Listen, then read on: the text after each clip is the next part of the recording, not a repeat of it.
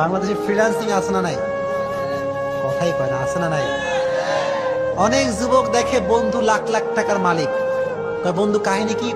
বলে বন্ধু আমি ফ্রিল্যান্সিং করি। বন্ধুকে আমার একটু শিখাই দাও। অনেক যুবক সারা রাত মোবাইল টিপে, আর যখন ফজরের আজান তখন ল্যাপ কারিতে ঘুমায়।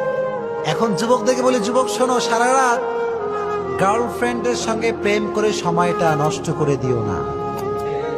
পারলে কিছু টাকার ফ্রিল্যান্সিং করে টু দা হালাল ওয়ে ইনকাম করবা। জোরে কও ইনশাআল্লাহ।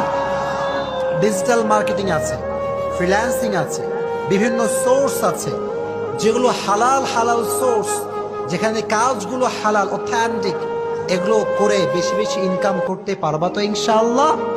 এটা বাস্তব কথা বলে যায় যুবকদেরকে। তুমি নিজেকে প্রতিষ্ঠিত করতে পারো। আজকে তুমি মেয়ের পেছনে ঘুরছো যুবক, তুমি সফল হলে মেয়ের আব্বা তোমার পেছনে লাইন দিবে, চিল্লাই কও ঠিক কিনা?